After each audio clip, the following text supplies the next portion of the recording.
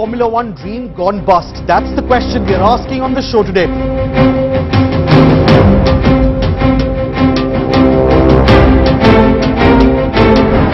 Eccleston has made it clear that there are way too many bureaucratic hurdles in organizing the Indian Grand Prix. इस वक्त हमें मिल रही जानकारी के मुताबिक मुमकिन है कि इस साल आखिरी बार आप भारतीय ट्रैक पर फॉर्मूला 1 कारों को फर्राटे से दौड़ता देख सकें। Joining me will be a host of Formula 1 experts. Tax issue in India and all the red-tapism is also one of the major reasons.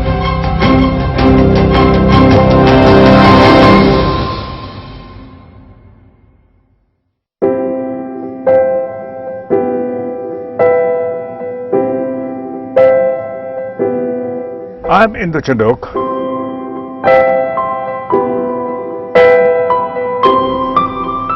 How old am I? Well, I first raced in 1955. You could say that I'm as old as Indian motorsports itself.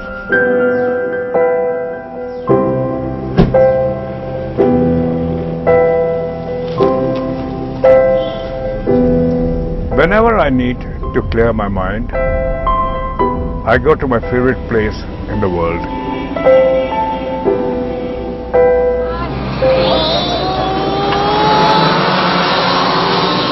Racing way back in the 50s was a whole lot of variety of vehicles. I remember the first time we raced, we had a Buck Fiat and right up to a Mercedes 300 SL, and we had to have handicap racing. So I was on the track and I didn't know what I was doing. I had a 2.5 liter Jag. I obviously was going quite fast. I won the race in Coimbatore. I was disqualified for going too fast. Can you beat that?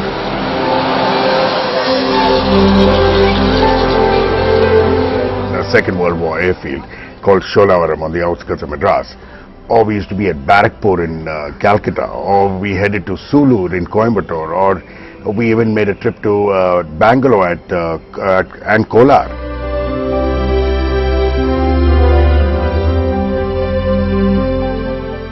In those days, if you remember, like 30-40 years back, when we only used to have Ambassador and Fiats in this country, and believe you me, there used to be like 20-30 kilometers of traffic jams heading into Sholavaram.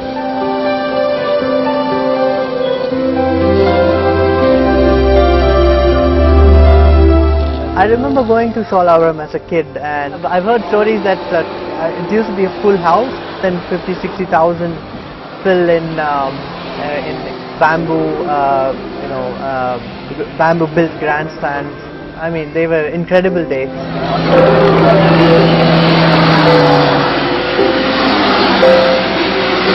Spectacular form of sport. You know, you have 250, 300 competitors there.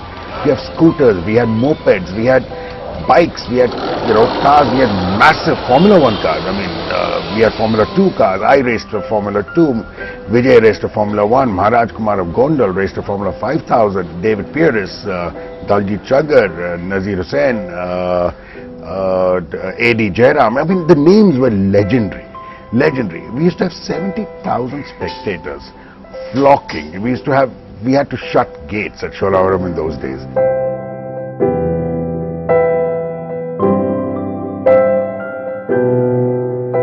I have loads of photographs and stuff at home of these guys racing these places, and it was fun but competitive racing. They competed hard, they spent good budgets back in those days, and they were stars in their own right. Through the 80s, these guys became big household names because they were driving these fantastic exotic Formula 2 or Formula 1 cars.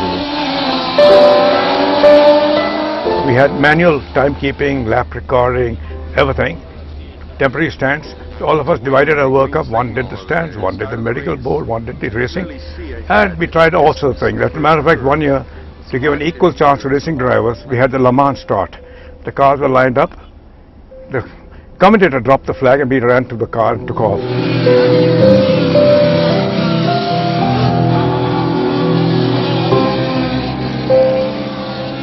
It took close to 40 years to move from those amateur races that took place in World War II airfields to this, India's first proper and professional racetrack in Sri Perambadur. And then it's taken another 24 years to move from this tarmac on the outskirts of Chennai to this tarmac on the outskirts of New Delhi, the Budh International Circuit in Greater Noida, venue of the Indian Grand Prix, the best organized race on the F1 calendar for 2 years in a row. And according to the drivers themselves, one of the best racetracks in the world to race on.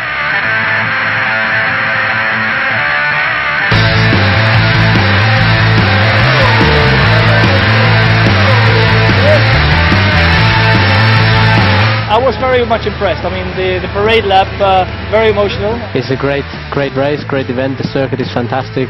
So not to make this too long, all in all, it's fantastic. So thanks a lot to India and to all the people here. Wonderful facility, great track, great race. Amazing. Phenomenal. The sound. I've been to some of the international ones, and I must say that this is definitely on par, if not better, than some of the other ones I've seen. Yeah, it was great. I think it was a fantastic experience. Really loved it, loved the sound.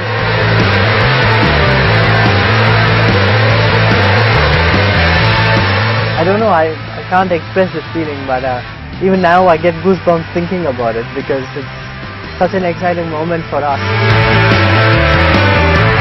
I mean, I never imagined in my wildest dreams that there'd be an Indian Grand Prix. I think I believed that I would get to F1 more than I believed we'd have an Indian Grand Prix.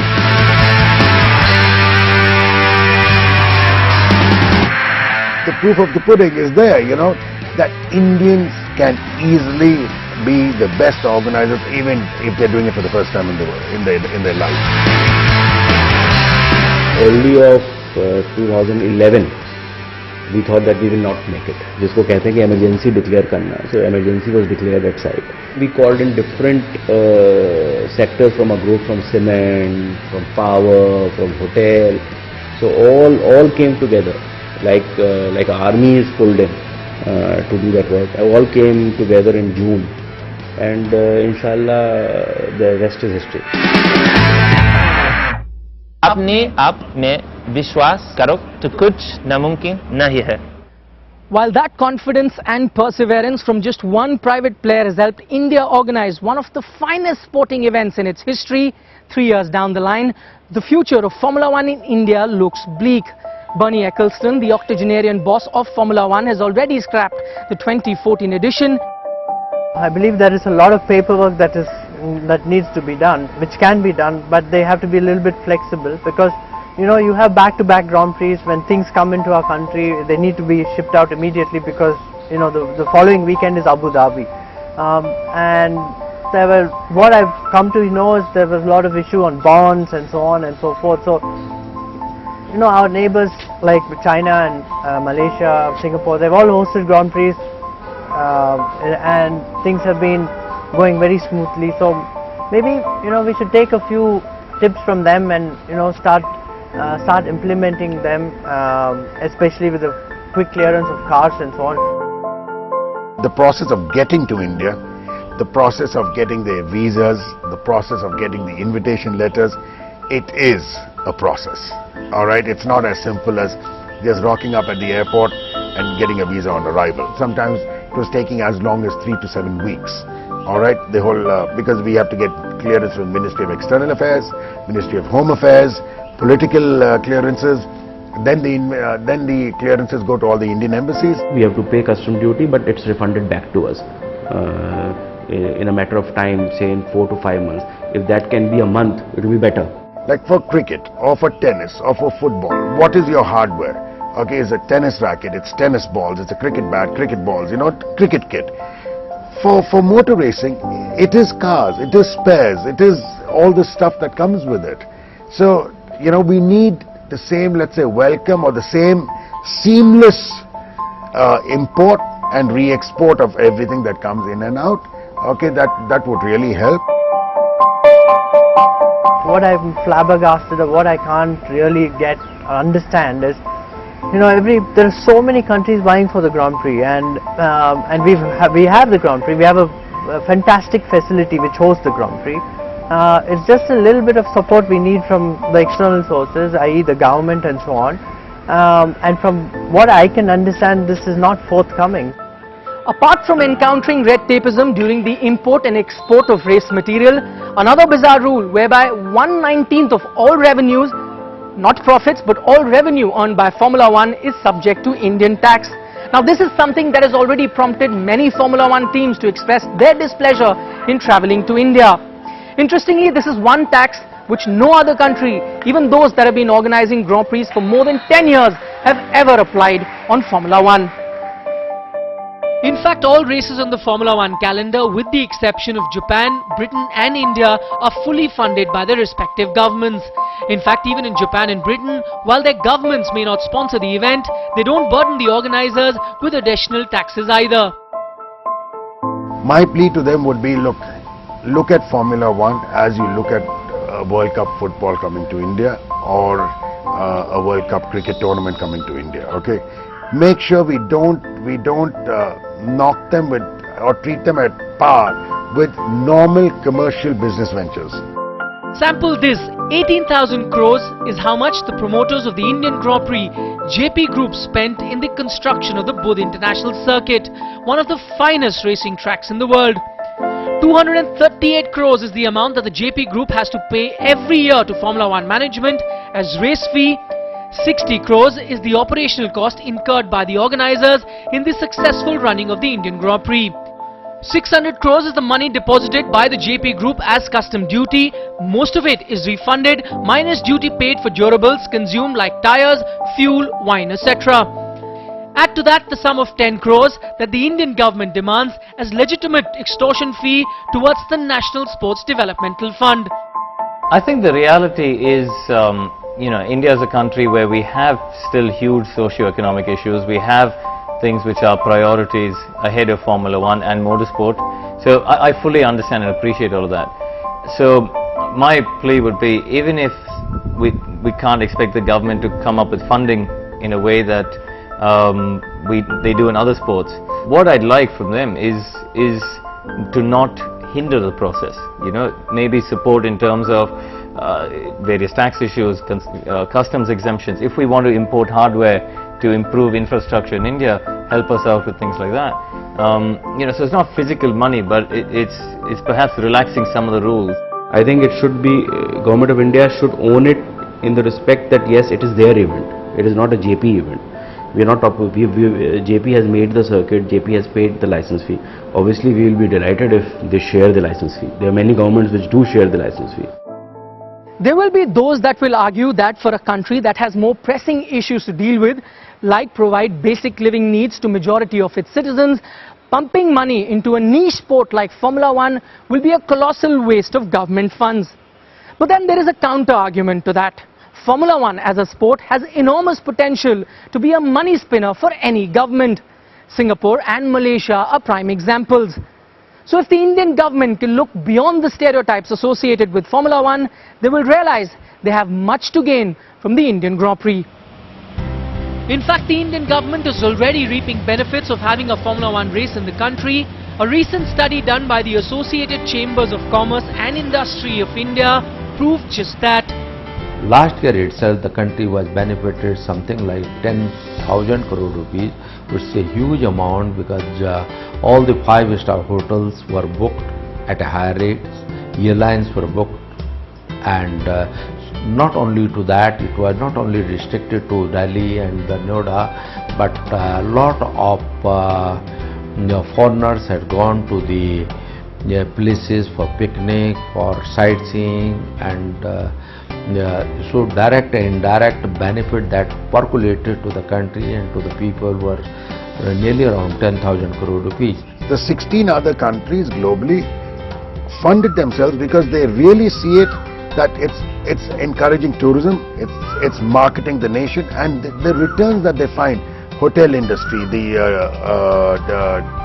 tourist cars, the whole thing of tourism projecting, come on, visit India. People are fighting for a Formula One slot, okay, by even with paying these huge rights fees. So there has to be value in it. There's so many unquantifiable benefits to having a Grand Prix. But a big thing is perception. When you meet CEOs of global players such as Rolls-Royce or or whichever, not necessarily automotive companies, Airbus, people like that. One of the first things they say is, wow, you guys have got an F1 Grand Prix and it looks fantastic on TV and we'd like to visit your country one day. And I think these are benefits that people can't put necessarily a rupee value on it, but there is an undeniable benefit. Somebody needs to examine the sport. It needs to examine that even when the whole world is going through recession, this sport doesn't suffer because it is supported by an industry. If the sport survives, everyone will realize that a new industry has started. It has generated new jobs for you. It has generated new avenues. The new event companies have cropped up, only surviving on this sport. So why is it, despite all the benefits, tangible and intangible, the Indian government has washed its hands off the Indian Grand Prix? Well, the answer is very simple. The powers that be do not acknowledge Formula One as a sport. For the sports ministers in the past few years, Formula One is nothing but an expensive form of entertainment. Well, try going to Germany and telling them that Michael Schumacher is not a sportsman, or for that matter, going to Brazil and telling them their national hero Ayrton Senna excelled at a sport which is just entertainment. Or why just go that far? Closer home, try telling these people that Formula One is not a sport.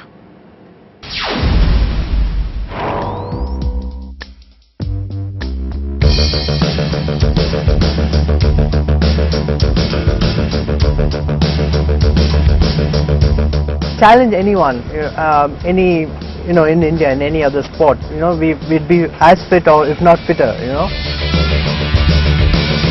It's a sport that is watched by over 2 billion people worldwide. There's a big following all over the world, and it's how do I say, people commenting on this in a manner that it's not a sport and so on. I think they're very ignorant.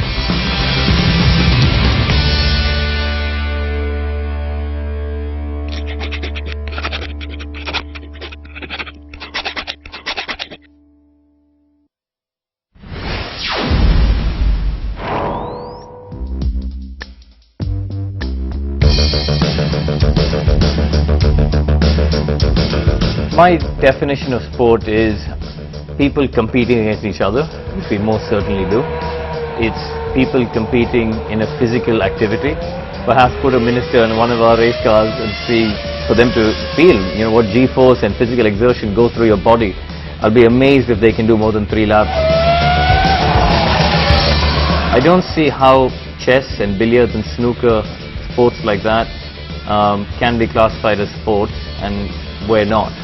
So it's something that still confuses me.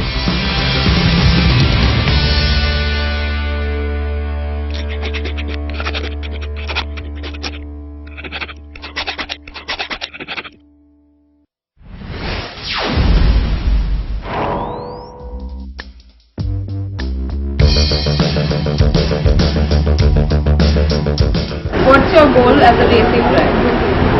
Obviously for everyone, to be a Formula 1 driver.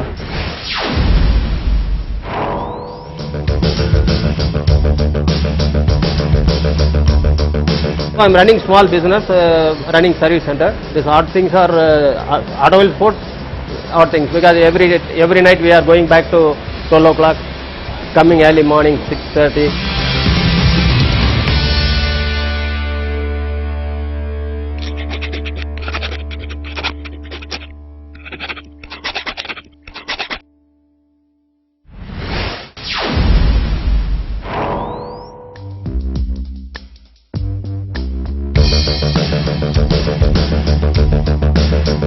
Imagine driving this car at 200 miles per hour.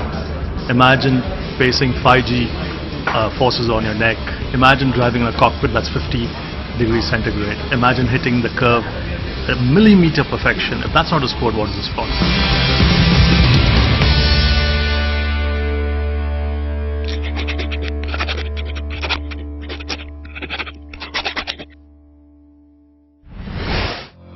As things stand right now, the JP Group has a 5-year contract with Formula One management to host the Indian Grand Prix at the Buddha International Circuit. However, due to lack of political support, the event may not be a financially viable option for the promoters in the long run. Add to that the fact that there are hosts of other countries eager to jump on to the Formula One bandwagon, and 2013 might just be the last time you see an Indian Grand Prix. I'm very proud of it, and it will be a real shame if Formula One goes away from India, not because of lack of facility or ability, but because of political reasons.